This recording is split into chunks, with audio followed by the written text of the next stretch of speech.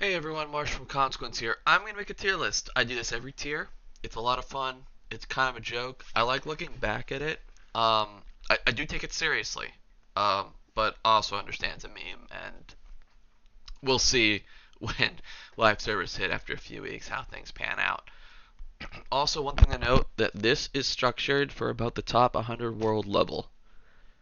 World first rating is just a completely different thing. They might do something similar, but this is just like if you're a guild looking to like pretty much let's do is optimal, this would be a good starting point. Another thing to note is if you have a good player who plays the worst class in the game this patch, they are going to be better than every player on your roster. Uh, you always play your best players at what their spec is in your raid. They will do other things that other players will not. So just keep that in mind. So I'm going to keep looking over my single monitor because I have a list here, but I'm not going to remember anything. I broke it up really into um, five categories. Actually, one got deleted. I will add that right now. Um, Sorry about that. We'll just add this color. C, D, E. All right. There's supposed to be five categories. I guess it got overwritten once I reset it. But we'll go from basically the bottom to the top. So the worst spec in the game, in my opinion, for this patch is Guardian Druid. Now, I actually had Guardian Druid higher. um, I remade this video two times. That's because they kept putting patches out, and I knew they would do this. So I'm actually filming this on the patch day in the morning. So like very very early morning. So the Bear Druid is going to be in the last tier here. Before they had this trinket interaction with a talent that made him do a lot of single target damage, and with Balanced Druid and Feral's single target not looking great, I could have seen a world where like the world first level, if you want to call it, ran a Bear Druid on pure single target fights for Mark of the Wild or a Resto Druid, and bench their Balanced Druid and Feral Druid. So anyway, right now it's fine. If you're a really good Guardian player, it'll be fine. But they don't bring anything besides Stampeding Roar. They're pretty weak for the last boss, and how the mechanic works. So not really the greatest spec. Going into D tier, I'd say like D tier, you could see these classes being brought out for certain encounters. But I have Frost DK. It's worse than Unholy. Breath, well, they just nerfed Puzzle Box, but we'll see. But Breath, it's kind of hard to keep Breath up on certain bosses. It doesn't do great damage. So, pretty weak spec overall, at least from what I've seen. Next, we have another Druid spec, and that's Feral. It does good burst AoE, single targets below average. Um, it doesn't bring anything. And this tier, I should have mentioned it was Frost. This tier, I wouldn't call it melee unfriendly, but I wouldn't also not call it melee friendly. You probably just want to run like one group of melee, which is fine. And that's kind of how it looks like the raid's shaping out, at least from the bosses we've tested. The last boss can be completely different. Also, the note with testing is like once you have more coordination, melee just get better. So this, what I just said, could have just been straight wrong. Um, Next here, I actually have Pro Warrior, and there's reasons for this. The I think in Vault, a lot of Prot Warriors.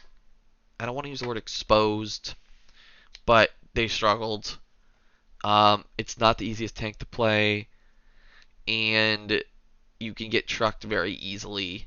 Um, it does bring rally, which is what maybe I should have put in C tier for that reason. Um, if you have a really sick Prot Warrior, it's what I would totally use it. But it has problems. Prot Warrior has it's just hard to play. It's not just it's hard to explain, but there's other tanks that are better, in my opinion. Um, Next here, You got BM Hunter, and I almost put BM Hunter. You could have made an argument for E. It does like very, very, very low single target, and its cleave has never been amazing. The reason it's up here in D is because you have that niche of I'm a range DPS who can do all my casts on the move. That could be a huge use on a fight like Karn. Um, but having the ability to do a job is always nice. And you saw even in Sofo, like they were used on Halandris, and their single target wasn't amazing then because you had to move the whole fight or a lot of the fight. So you never know. Um, Next, I have Serve. It was looking extremely good in early parts of testing. It got nerfed a few times. It's going to be running into the same problem as Feral and Frost, where it's like it's technically better than those classes, I'd say, and it does bring Turtle. But if you're going to run one group of melee, it probably isn't a Serve Hunter. Um, but if you have a super sick Serve Hunter, completely fine to bring. Um, Next, I am going to have. Actually, we're going to go up to C tier. Sorry about that. In C tier, we are going to have the Assassination Rogue. There were some talks about Assassination Rogue being kind of good, but I think the other two Rogue specs are just outperforming from a straight sim standpoint. Um, and Assassination, it's fine. It might be used in like a certain fight, so going up here in the C tier. Next, I'm going to put Windwalker Monk. The only reason it's C and not D is because of Mystic Touch. If you're not going to run a Brewmaster or a Mistweaver, this is where you're getting your Mystic Touch from. Is right here in the C tier. It's the Windwalker Monk. It does pretty low single target. Its AoE's fine. It's very below average spec, but if you have a sick, like a guild at like the top 100 level, if they have a sick Windwalker, they're probably just gonna be running the Windwalker.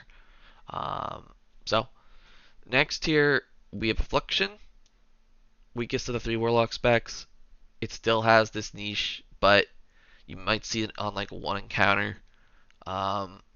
Its damage seems fine. It's very mid, but that's where Affliction would go. Next here we have the Vengeance Demon Hunter. Havoc got some buffs, so it seems to be doing better now. I had Vengeance a little higher before, but it can bring the magic debuff. If you have a really good Vengeance, you'll do completely fine on it. They do have some good things going for them. They also seem like they countered the last boss quite well with how that works. But that's where the Vengeance Demon Hunter falls. And then here we have Frost Mage. I don't like to get baited by Frost Mage. They always sim high single, and then they always perform pretty bad in raid. You might see them on like 1 or 2 fights where it's just like pure single target, but Arcane right now might just be better at that. So we'll see. But that is where I am going to have the Frost Mage. So next here, we're going to have the Arms Warrior. This I could just be straight wrong on arms. This has happened to me before, but in testing they didn't seem great. And yes, we didn't get to the part of the fights where they became super powerful. But there's another warrior spec that seems like it's doing much better, and arms seems to be a little lackluster. And the reason I had to remake this video, one was the Guardian Druid, but 2 was the Unholy Death Knight, which got its puzzle box nerfed, which kind of nuked the spec. It was looking really strong, especially the first few weeks for guilds, but now it's looking extremely mid. And if you have a tank Death Knight, it reduces the value of Unholy by a lot. It also needs a PI kind of to work. So that is going in the C tier here. Next we have a Sub Rogue. Um, it got buffed a lot. Um, it could be pretty good. And actually, I'm gonna move Sin down to D. Sorry about that. But um, Sub Rogue looking good. Got buffed a few times. You'll definitely want to run Rogue. You'll probably only want to run Rogue, but Sub's a good option for some encounters. Next, we're gonna have Havoc. It got buffed a bunch. Still pretty mid. You'll probably get your magic debuff from this just to the strength of the other tanks. I'll see like it's the same situation as Rogue, is you'll probably just like see one of them in the raid providing the buff, and that'll really be it. They'll do fine in raid. Next here, I'm going to have the Mistweaver Monk. Did I forget? I forgot Resto Druid. Sorry about that. We'll talk about Mistweaver Monk first. So Mistweaver Monk is probably a pretty decent option to get Mystic Touch. If you have a really sick Mistweaver, that's where you'll get it from. They do pretty good HPS. The they have a new build, I think, with Vivify that's really, really strong. So they're definitely a solid option for you to take if you have like a really good Mistweaver Monk. And I apologize for this, but I forgot Resto Druid, which would probably go like right here, just right behind Mistweaver. If you want to get Mark of the Wild from here, it's definitely possible. They'll do really good throughput. They got buffed a few times. They just get a little outshined by the current healers right now. But yeah, that's where I would have Resto Druid. And lastly, we have the Outlaw Rogue at the top here. It's also the other Rogue spec that seems like it's simming decently. You'll only probably take one Rogue. And you'll probably be swapping arguably between all three specs, but probably Outlaw and Sub most of the time. So that is the Rogue. And now we're going to move up to the B tier. So you'll probably be seeing more of these specs in Raid. And at the bottom of the B tier, I'm actually going to put the Ret Pally.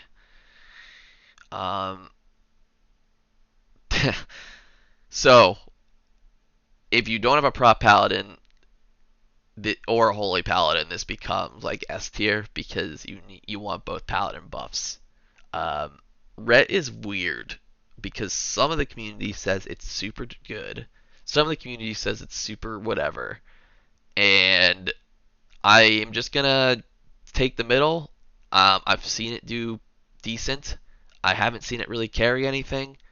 It does bring a ton of utility, and it's if you have a really sick Ret player, you for sure want to run the Ret, and it will definitely have some encounters where it's extremely strong. But gotta see it to believe it. For all I know, there'll be like 4 in the world first race, and I'll just laugh a little. Next here, I actually have Ellie Shaman.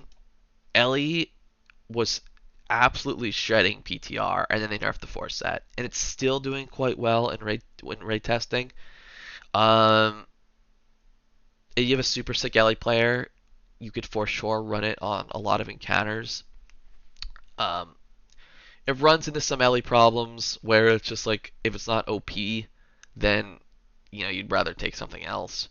But I'm just giving like just letting people know that Ellie was looking really good in some of the testing. So pretty strong class.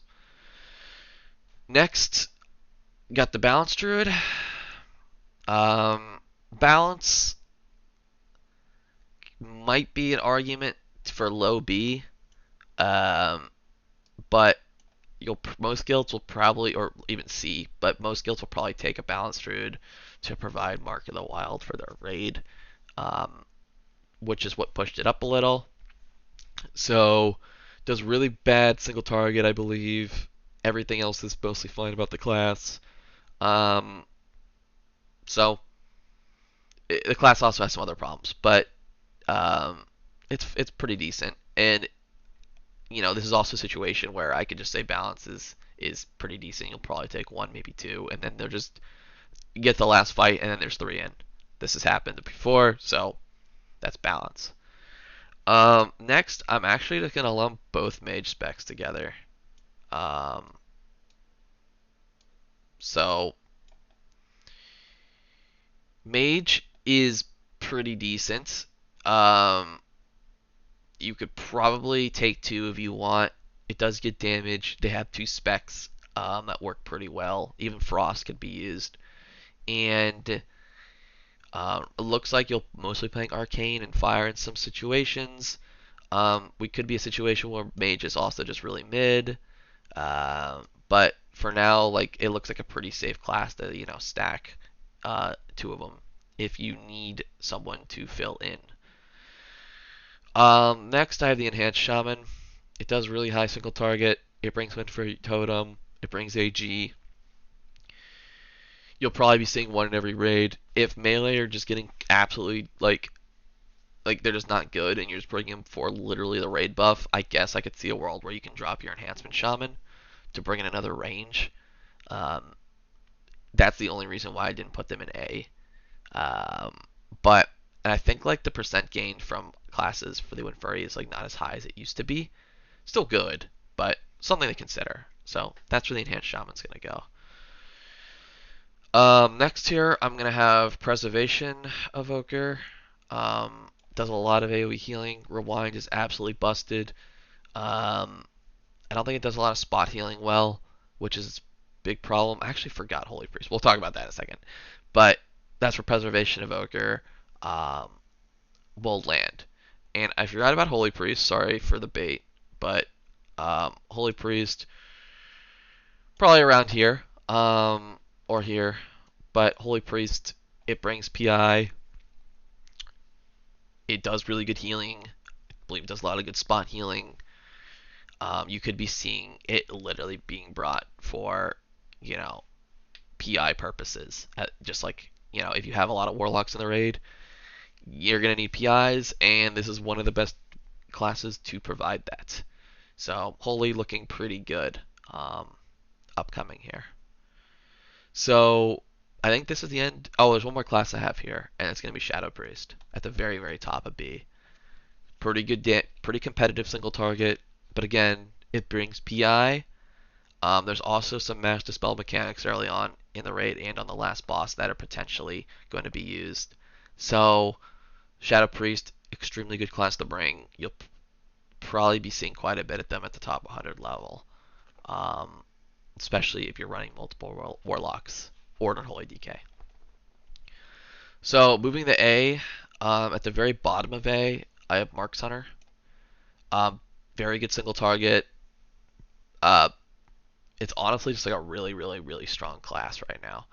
Its big weakness is it's slightly squishy, and I know they buffed Hunter's survivability a lot, but then they also changed the health of everything, which nerfed Hunter the survivability a little. But it's better than it was. It's extremely strong. It's got a good damage profile. Um, so Hunter Marks is going to go at the bottom of A. Next we have Fury. Fury is, I think, the melee like simming the absolute highest. It brings Rally Cry, which is extremely good. And its damage like profile is very, very good for prog a lot of the time. So this is where Fury would go. In fact, I might move Fury a little higher, but it'll all be fine at this point. Next, we actually have two tanks. I'm going to put them together. So you have the Brewmaster and you have the DK. I put DK in front just because it's probably easier to play and tankier. So, like, you can make mistake. Having a blood DK in the raid allows the tanks to make an error, and the blood DK they just like take an extra hit and just be fine, which is extremely strong unless like you're like a robot playing the game. Um, and then Brewmaster, it does extremely sick single target. It brings Mystic Touch. So I think the downside of Brewmaster is it has like a million buttons. So again, like if you have a sick Brewmaster, like you're for sure running it, and a lot of guilds will run a Brewmaster regardless. But yeah, these two tanks are extremely strong, and you'll probably be seeing one in almost every comp. So at the top of A, we have Disc. Disc kind of fell off at the very end of Vault, just due to mostly the fight design. But their tier set bonus is absolutely crazy, and their throughput in terms of like a lot of this raid is like, hey, like group up and like mitigate this giant hit. You have barrier and you have ramps that cover that. Absolutely sick. So that's the end of A tier. So at the very bottom of S tier, we're gonna start the Resto Shaman. I almost put it here, but I'll leave it at S. It was absolutely destroying testing. SLT gets a lot of value. They do a ton of HPS. They bring a lot of utility, APT totem, and a lot of other factors as well. So Resto Shaman looking absolutely dominant, and you'll probably be seeing one in every comp. Um, I'm tempted to just put it here. I'm going to put it at the top of A, just because I do see a world where like you could drop it for something technically if needed. Um, Going to S though for sure. Dev Evoker. Um, I Testing is interesting because the reverse execute helped them a lot look good on the meteors, but they're still like absolutely destroying sims and just like destroying encounters in general. It's almost like a little like game breaking in a way. Um, but they do have some survivability problems, but their damage is extremely good, and you'll most likely be seeing one, maybe multiple in groups. They do a very, very little damage at the end of encounters, so that's a huge weakness to them. But if you're able to like carry early parts of the encounter, could be a huge benefit to a lot of guilds. For example, if you could like skip a cast, like I'll use Forgotten Experiments as an example, but like the second boss, he'll cast a dispel on people, and if you're just able to just skip one of those casts because you have a Dev Evoker in the raid, just doing so much damage early on, um, very, very good. So that is the Dev Evoker. Next I have Prot Paladin. Prot got some nerfs. It's still looking like extremely good. A lot of utility, a lot of tankiness, and a lot of damage. And those usually make up for a good tank. So it also can bring Ret Aura or Diva Aura if needed. So it is just like a raid buff as well, and extremely strong. Next, I have Holy Paladin. I know they got slightly nerfed, so maybe they're like a little lower, but I'm just gonna have what I have. And I see a world where you take two H-Pals in raid. They do a lot of damage. I think they do pretty decent damage. Their healing is absolutely sick, and they're probably the strongest healer right now in the current meta. And lastly, no surprise, Destro, Demo. I have Destro at the top because early on you'll probably be seeing a lot more Destro. Once you get Bisky or Demo, probably takes the cake. Um, but you'll be seeing both these specs. Even if you see Destro, just remember that Demo is probably the second best DPS spec in the game. One thing to note is PI is pretty important on Warlock. Um, and I also will say that I'm not necessarily sure that it's definitely the best class, in my opinion. But I don't think it's as ahead as people may think. Um, but regardless, extremely strong class.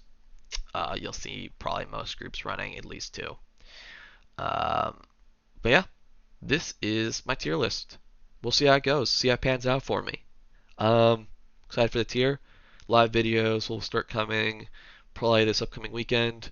But other than that, good luck on your progress. I'm out. Peace.